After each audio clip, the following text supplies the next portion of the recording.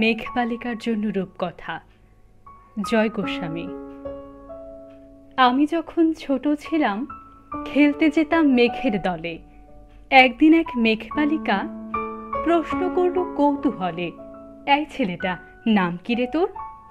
আমি বললাম ফুসমন্তর। মেঘবালিকা রেগে আগুন, মিথ্যে কথা, নাম কেমন হয় কখনো? আমি বললাম নিশ্চয়ই হয়, আগে আমার গল্প শোনো। সে বলল শুনবো না, যা, সেই তো রানী, সেই তো রাজা, সেই তো একই ঢাল তলোয়ার, সেই তো একই রাজার কুমার পক্ষীরাজে, শুনবো না আর, ওসব বাজে। আমি বললাম তোমার জন্য নতুন করে লিখবো তবে। সে বলল সত্যি লিখবি?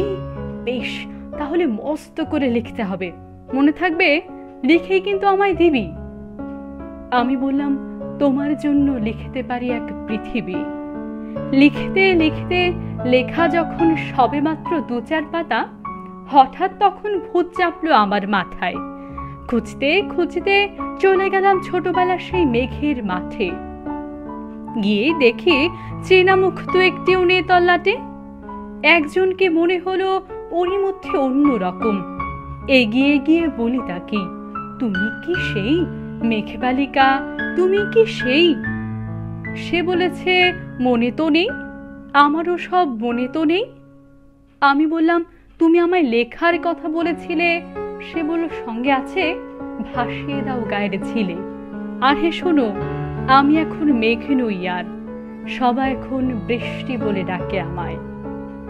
বলেই হঠাৎ এক পশলায় চুল থেকে লোক আমায় পুরো ভিজিয়ে দিয়ে অন্য অন্য বৃষ্টি বাদলের সঙ্গে নিয়ে মিলিয়ে গেল খরস্রোতায়, মিলিয়ে গেল দূরে কোথায়, দূরে দূরে।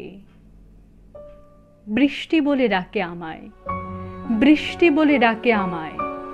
আপন মনে বলতে বলতে আমি কেবল বসে রইলাম ভিজে একসা কাপড় জামায় গাছের তলায়। বসে রইলাম বৃষ্টি নাকি মেঘের জন্যে। এমন সময় অন্য একটি বৃষ্টি আমায় চিনতে পেরে বলল, তাতে মন খারাপের কি হয়েছে, যাও ফিরে যাও, লেখো আবার, এখন পুরো বর্ষা চলছে, আমরা সবাই এখন নানান দেশে ভীষণ ব্যস্ত, তুমিও যাও, মন দাওগে তোমার কাজে, বর্ষা থেকে ফিরে আমরা নিজেই যাব তোমার কাছে। এক পৃথিবী লিখবো আমি, এক পৃথিবী লিখবো বলে ঘর ছেড়ে সেই বেরিয়ে গেলাম। ঘর ছেড়ে সেই ঘর বাঁধলাম গহন বনে।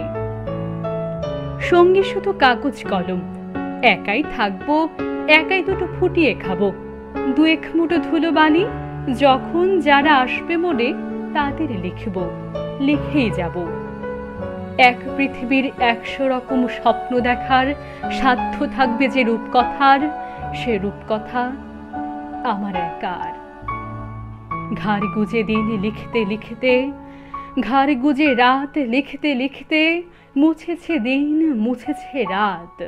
যখন আমার লেখবার হাত অসার হলো, মনে পড়ল সাল কি তারিখ, বছর কি মাস, সেসব হিসেব আর ধরিনি।